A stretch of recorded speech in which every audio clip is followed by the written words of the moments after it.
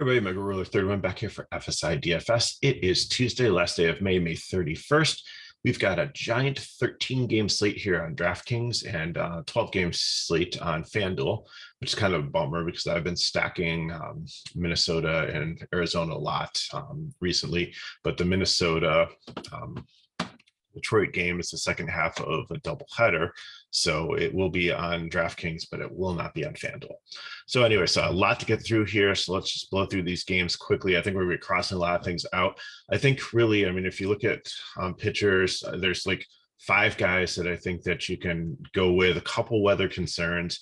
I think there's a couple values, but there's a lot of ways you can go with bats. So I think, if we narrow down like the pitchers, and it might be a slate too, where just to be different, you're going to pay up for a couple pitchers and take a stack and then throw in some value plugins there just to make it all work. So the good news with this is I believe that it's not going to be many like copycat lineups tonight where there's going to be like a complete chalk build that's going to be like a train and like a major double up or a GPP where like a bunch of people are going to tie for the lead for something. So let's work together and use our brains and come up with some good lineups. And okay, so the breakdown here. First off, we have the Angels and the Yankees. I think this is pretty much a cross-off game. We have Noah Syndergaard, Jordan Montgomery, both decent pitchers, both decent offenses.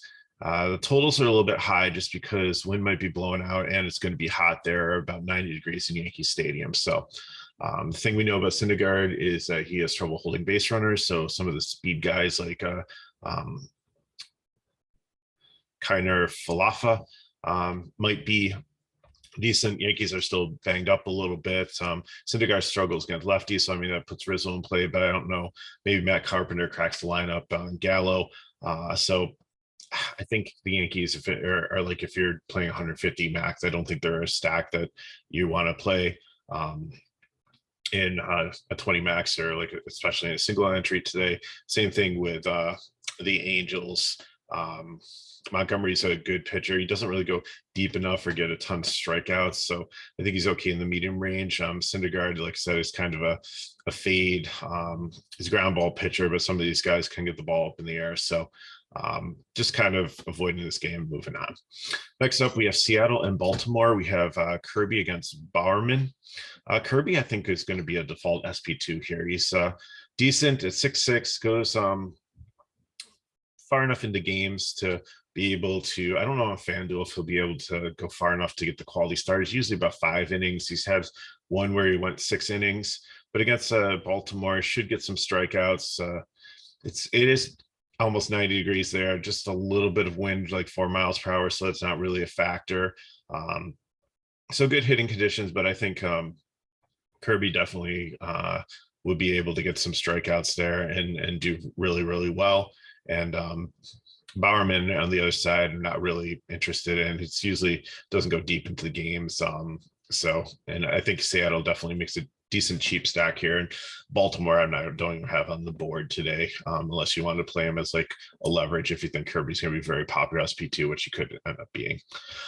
White Sox and Blue Jays, 2 other really good pitchers here. You have Giolito against Gausman. Giolito at 10-2 is a little hard to get to. I think it makes a great GPP play. Against Toronto, some of the guys might be a little bit banged up, so you got to see if like the full lineup comes out here. If the full lineup does, and that definitely puts them in GPP consideration.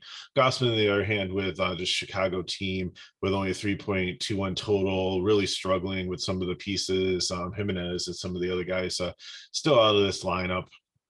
Not as much pop if they've had, and like Toronto hasn't had as much pop as they've had last year. It might be because they were playing that smaller ballpark in Buffalo and spring training in Florida over the last couple of years.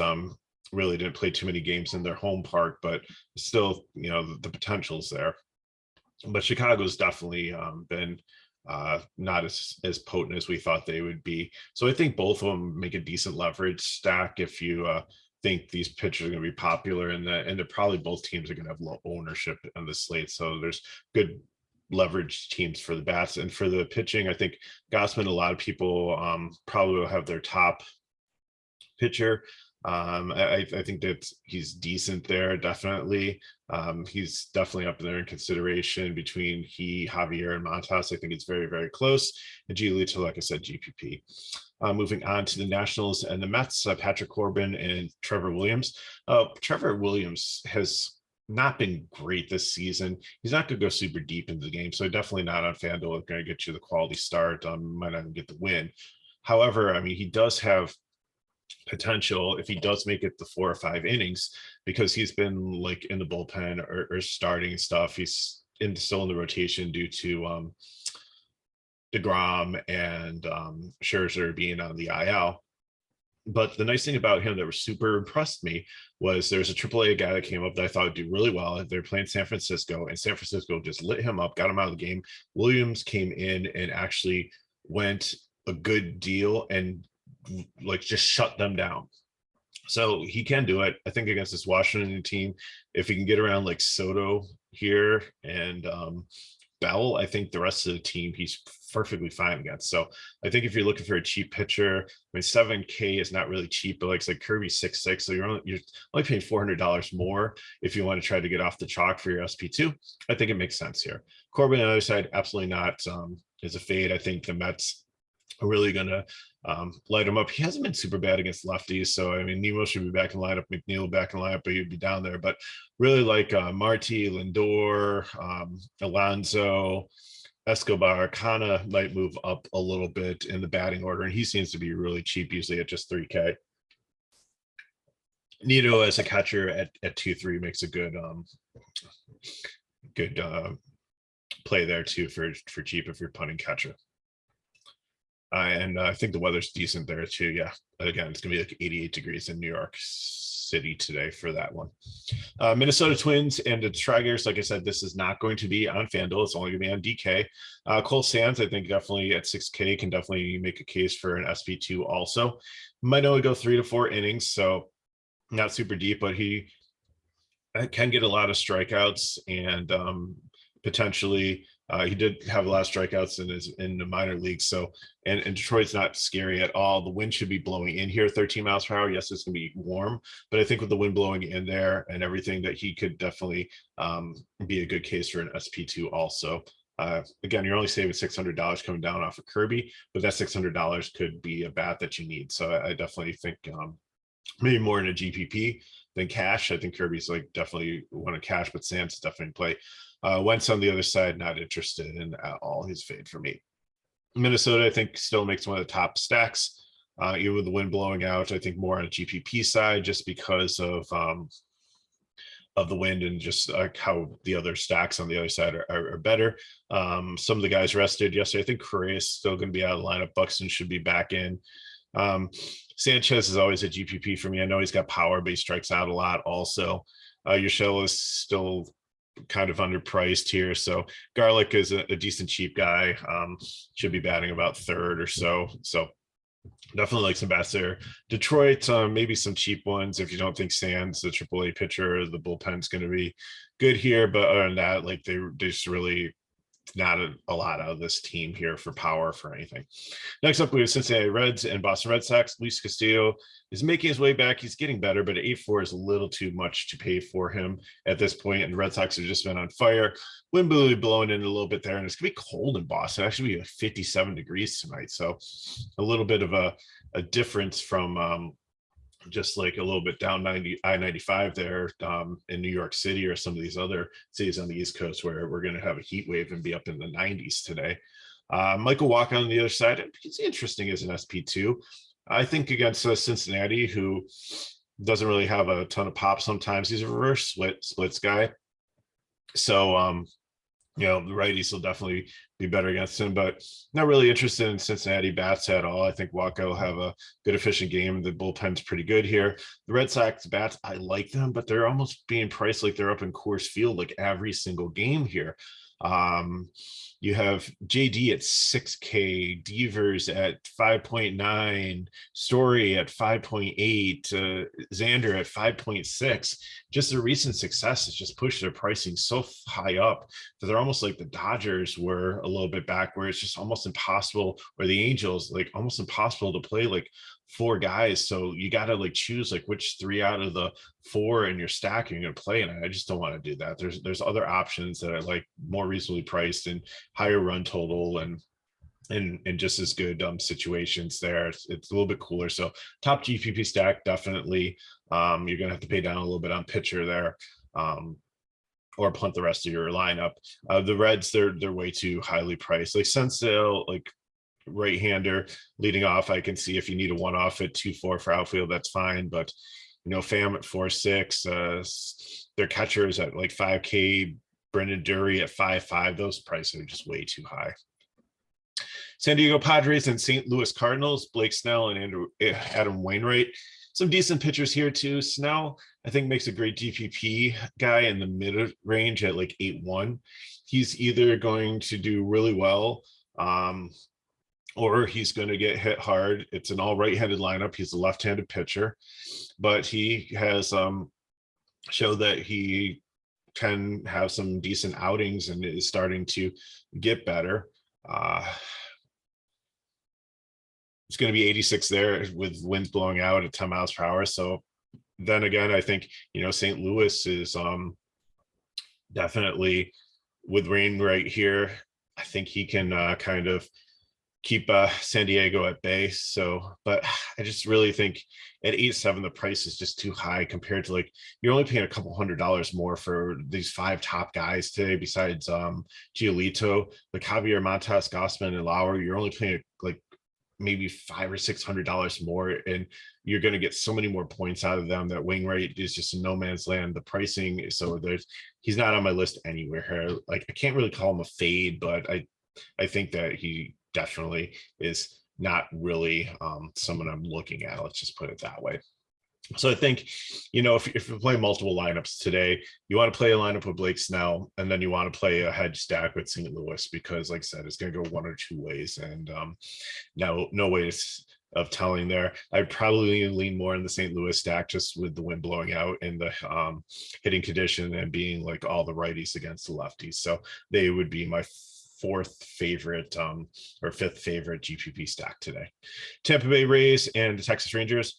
Perez has been having a really good season, but 8-9 is really expensive for him for what you're going to get. Tampa Bay does have some strikeouts in the lineup, so I think he could be a sneaky play. Yarbrough on the other side just doesn't really go far enough into games. Not too excited. He might only get like 10 DK points at 7-4, but then again, Perez can only get 10 DK points at 8-9 also. So just think with 13 game slate, don't need either of these pitchers, so just don't worry about them. Bat wise, Tampa Bay, if you're playing 150, I think you could throw them in there as a stack. The roof's going to be open, I think in Texas. It's going to be really hot there, so the ball could be flying. So I like kind of Texas against Yarbrough more than I like Tampa Bay against the Rangers. But if the roof is definitely going to be open there, then that's something that to consider. Maybe these ones for offense, maybe some one-offs, maybe some fill-ins, but again, big slate, not super interested here, not really a high total on the board.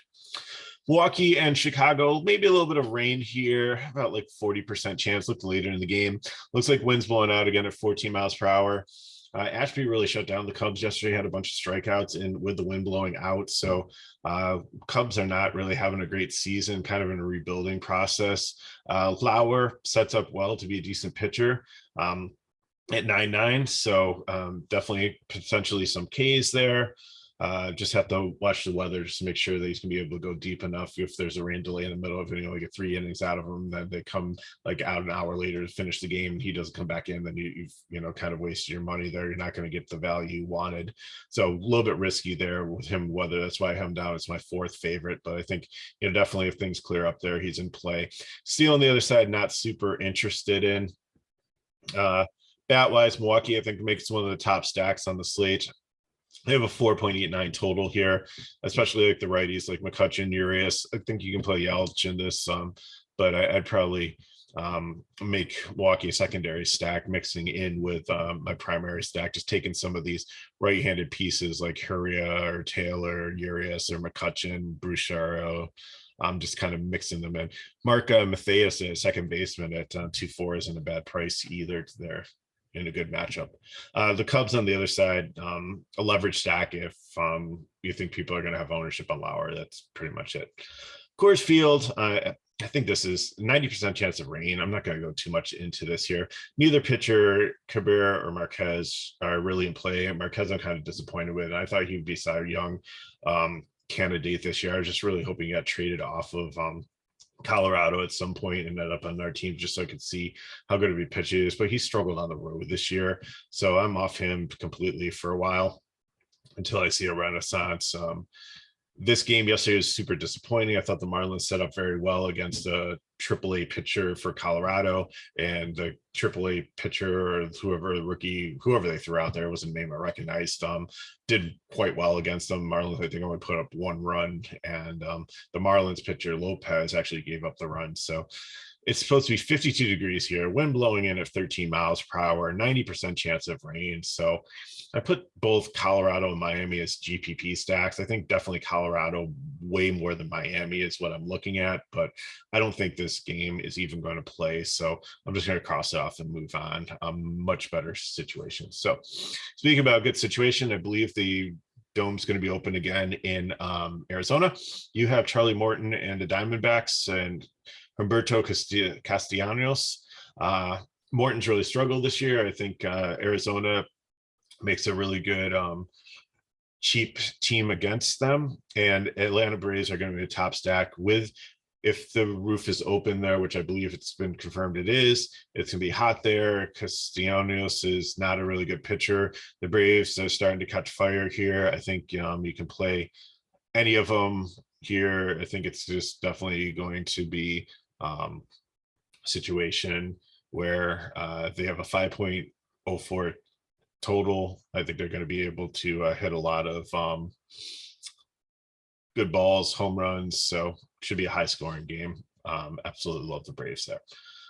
Houston Astros and the Oakland Athletics. You have 2 really good pitchers here. You have Javier and Montas. Javier, I think, is my favorite pitcher on the slate here. Oakland has just been horrible. They're in a pitcher's ballpark. 71 degrees, wind blowing out a little bit, but in Oakland, it doesn't matter as much. It seems like Oakland and San Francisco, the wind can be blowing out unless it's like up in the high teens and 20 miles per hour. It's not really, the ball doesn't carry as much just in that Bay Area air. So Javier's favorite, especially on FanDuel, he's so much cheaper than some of the top guys. Love him as the SP1 there. And I think on DraftKings, it's definitely between he and Gaussman. I think they're like $100 apart there. Montas on the other side there saves you a little bit more. Houston, they don't strike out much. I don't think that they're going to really hit well here. You can play them as a leverage stack. Oakland, I'm not even touching on here. 7 total. Both teams' run totals are in the 3s. So nothing really to look at the bats, but I think you have 2 decent pitchers. All right, finally, last game. Mitch Keller against Julio Urias. Urias' velocity's down. He's not going deep in the games. He doesn't really have strikeouts. I know Pittsburgh is a good matchup, but at 9-1, I think I'd rather play Snell or Perez or Montgomery. Even though he can potentially get the win, he's way overpriced on FanDuel. So he's in the medium range, but I don't think there's really a case to play Urias tonight on this slate. If it's like a 5-game slate, I think he'd come into play, but on a 13-game slate, absolutely not. Mitch Keller is definitely a no also. He's not on a fade list, but he's definitely, I ran out of spots for fades. So he's no, don't play Mitch Keller. Pittsburgh, even they're not even a cheap stack anymore. So not super interested in there for like one-offs or anything. If you're playing the late slate, maybe the Dodgers, I think, definitely make the second best stack on the slate. So let's look at some lineup builds and we'll get you on your way for your day. So like I said, SP1, DraftKings looking at Gaussman or Javier. They're $100 apart. For SP2, you have a choice. I'm going with the Braves here, I think, on Olsen, Riley, Swanson, Acuna, Ozuna.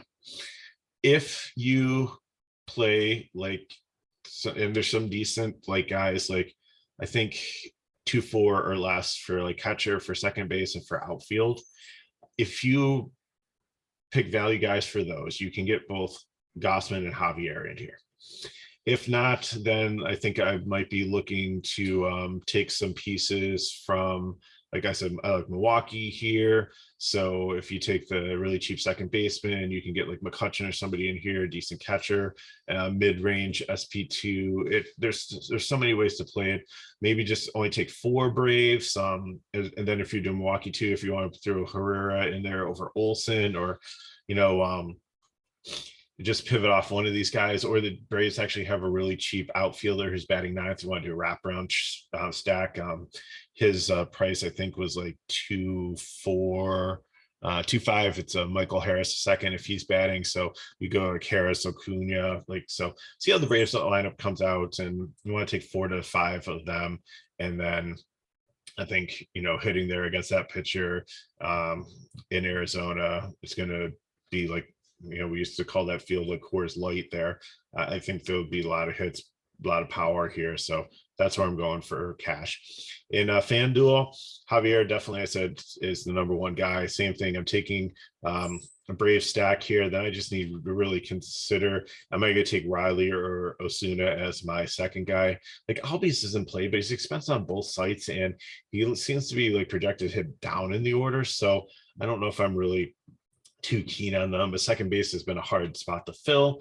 But I'm filling in with Arizona here, and I might have to like punt the shortstop there to make it work. But I think that's definitely where I'm going to go. So I know McKinley hates when I do a game stack in cash, but I really like the hitting environment here against the pitchers that there, and it sets up really nicely. So that's where I think I'm going for that one on FanDuel.